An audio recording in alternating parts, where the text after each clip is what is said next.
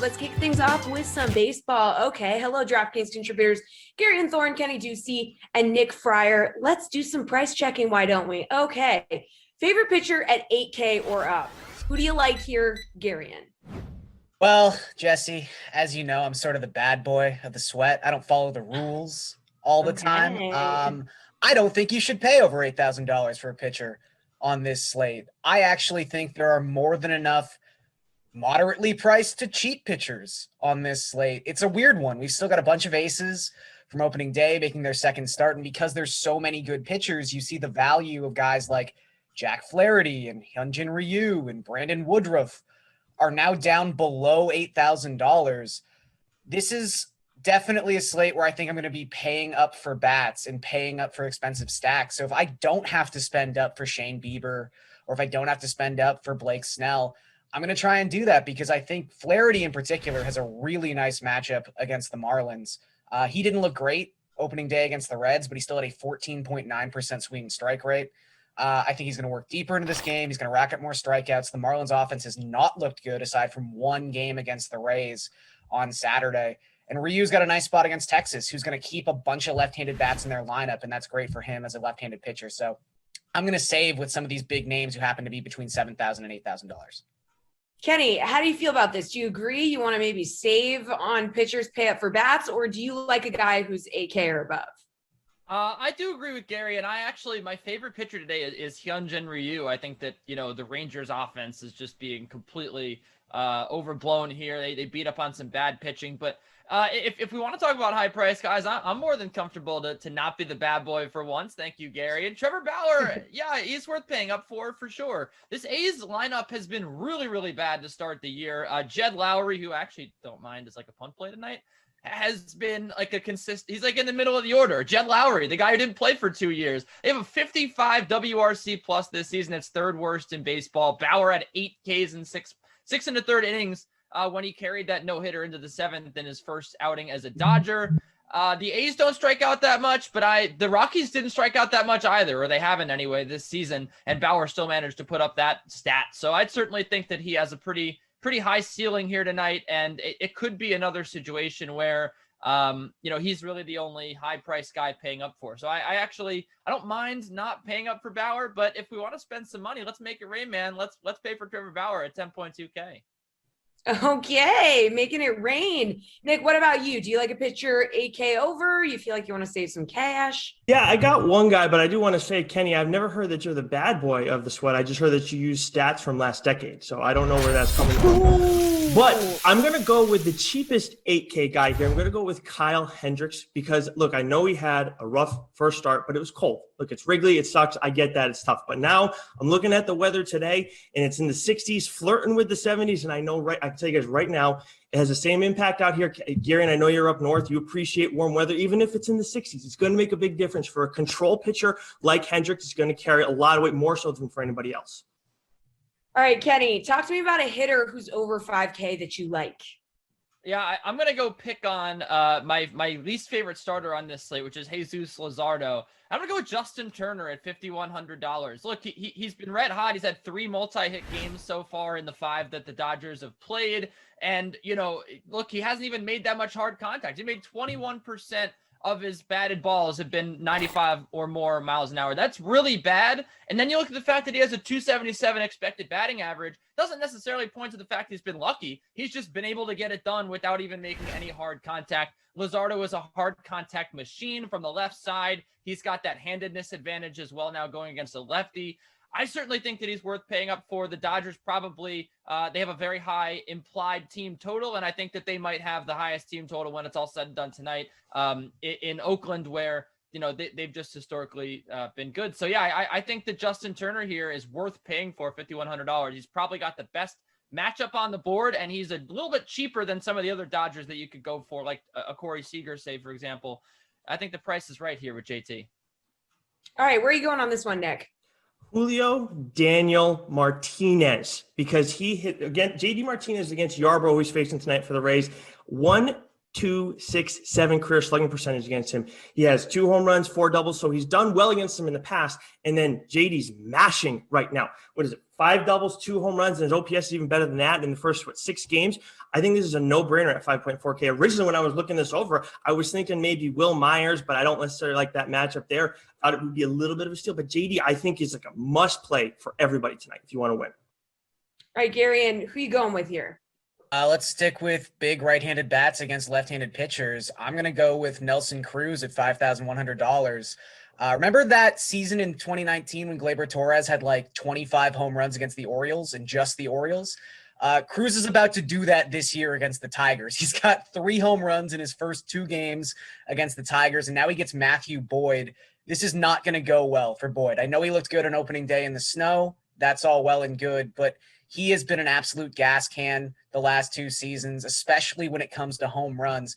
And Nelson Cruz, there is no one in baseball who hits left-handed pitching like Nelson Cruz. You go back to the start of the 2019 season, Cruz has a 453 ISO, a 505 WOBA, and a 223 WRC plus within the split.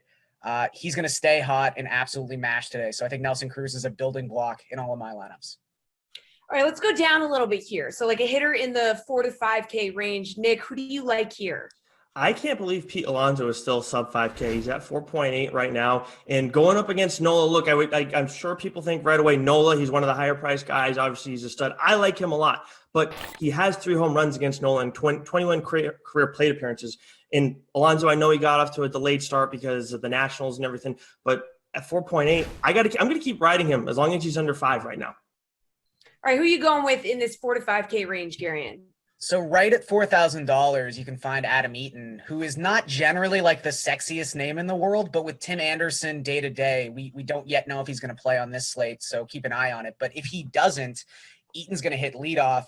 Even if Anderson does play, Eaton's probably going to hit second. So you're getting a high, just a premium lineup spot from a guy who's just at $4,000 against Justin Dunn, who is not good. Seattle is going with this 6-man rotation thing, which is great for DFS because it means not only do we get to pick on their 5th best starter, it now means we get to pick on their 6th best starter, which is Justin Dunn, who had just atrocious numbers across the board last season, specifically against left-handed hitters, 2.3 home runs per 9 within that split last season. So just 10 starts, I understand that. He's young, he's got good stuff, but I don't trust Justin Dunn right now. So any part of this White Sox lineup I can get, and it's not cheap, I'm going to put in there. So I think Adam Eaton at $4,000 is a really nice play.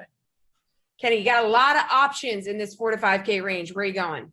Yeah, look, I did with this one in my value bet. I just don't want you guys to judge me. I'm not saying that these guys are good hitters. This is really...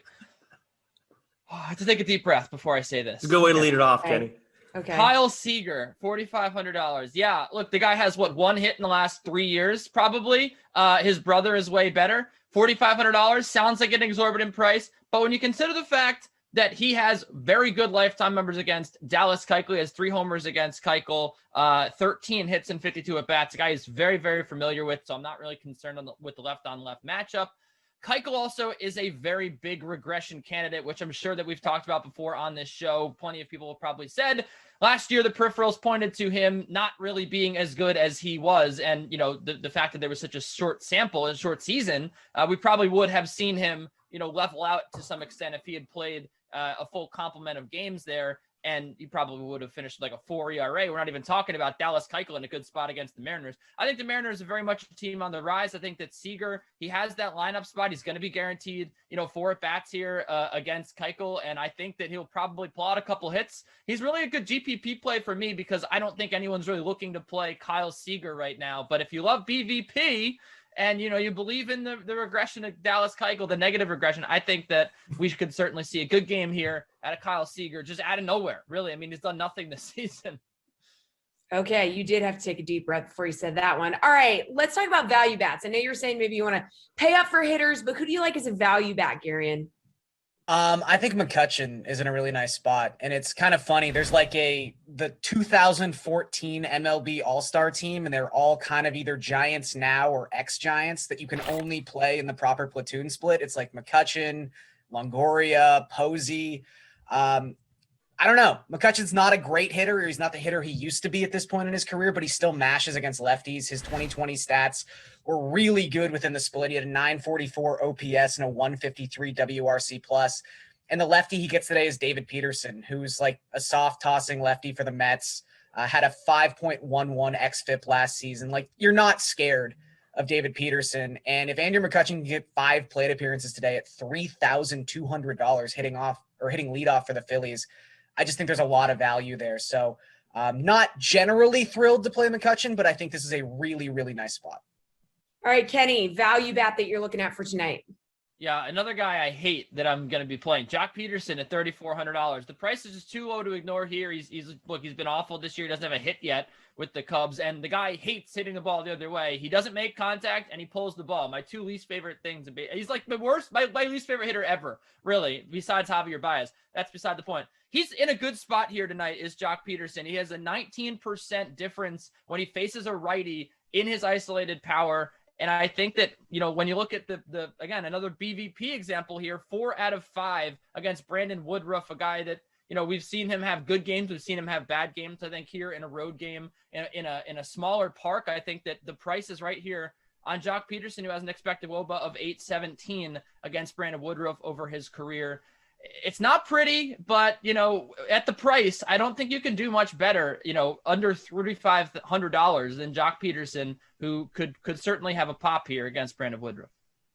Nick, hit us with that value bat for tonight. I don't know if I can. My soul is crushed after hearing Kenny go with Jock Peterson. That's never going to happen. Mine too, Nick. Oh, my God. But anyways, I'm going with Jake Cronenworth. Actually, you brought up Longo, Garion, at one point, and I was thinking about him too, but I don't like that matchup versus Snell. And with Cronenworth, as much as Gossman versus Myers, I don't like because of the strikeout numbers. I like Cronenworth right now because he's doing well at the top of the lineup. And Gossman, look, there's history with Longo, but in general, Gossman is a pitcher I like, but he's very hit or miss. One day he can look like a Cy Young candidate, and the next day it's like he belongs in the minors. And last time out, he did well, and I don't trust him to necessarily go and put up these great numbers again. But with Cronenworth, more importantly, he always has a chance to score leading off that lineup. I know they don't have Tatis right now. Steve's not going to like me mentioning that again, but it's a fact. And then Hosmer, Machado, and still Myers. There's always guys behind him who can produce runs too. All right, finally, guys, let's move over to the sports book. What is your favorite bet on the DK Sportsbook? Talk to me, Kenny. Well, first of all, I want to just say while we're done with the DFS segment, play Akil Baddoo if he's in the lineup. Just play him. Just go ahead and do it. I like the over here in the Mets-Phillies game, over 8. Gary mentioned that there's tons of problems with David Peterson. You look at the ex-WOBA near 500 when it comes to last season. He just allows a ton of hard contact. Aaron Nola, on the other hand, a very good pitcher. But to me, my rule of thumb is like if I think that one pitcher is really going to struggle hard here, it tends to just equal and over. And the Mets bullpen, we saw last night, Jeurys Familia tried his hardest to blow like a 6-run lead. They already did it against the Phillies once. These Phillies bats also are legit. I think that Rhys Hoskins here has his first real big game of the season. He's kind of been treading along. Didi Gregorius, you saw him hit a home run last night. They have some real boppers in this lineup. I think that they're going to get to David Peterson early and often. And on the other hand, with the Mets, they have a lot of historical data to look at against Aaron Nola. They've historically been able to hit him. They know him very well, these guys. So I think that there should be plenty of runs scored here in a game with 2 pretty strong offenses. A weak bullpen on the Mets side, a sort of weak bullpen on the Phillies side as well. I don't see a whole lot keeping this game under. Nick, favorite bet on the DK Sportsbook? I am going to go with Max Fried. Right now, his strikeout total is at 4.5, and it's at minus 135. Look, this guy gets this in his sleep, and I like it on an early turnaround, too, after a night game, playing the day game, first one of the doubleheader. I like Fried, 4.4. Take the over on 4.5 Ks, no questions asked. Garion, talk to me. Let's go back to that Mets-Phillies game. I think Kenny's right. I think there's going to be a lot of runs scored in that game. I'm going to bet a different side of it. I'm just going to take the better pitcher and say that his team wins. Maybe you bet first 5 with this if you don't trust the Phillies bullpen, but right now they're only minus 155 on the money line. And just Aaron Nola versus David Peterson. I really don't have to say anything aside from that, but I will because we have to fill time a little bit. So the Phillies against a left-handed pitcher, it's just a matchup you want to go to. I talked about McCutchen already, but basically those splits run throughout the entirety of this lineup. They are very right-handed heavy when it comes to their best hitters, aside from Bryce Harper.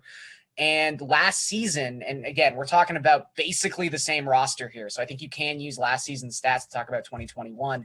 They were top 5 in baseball in both isolated power and WOBA against southpaws. So when you've got an underwhelming left-handed pitcher like David Peterson going up against this lineup, especially one that walks as many batters as Peterson does, he was up around 12% with his walk rate last season. You cannot be that charitable with an offense this good in Philadelphia. So I just think the Phillies win this thing outright.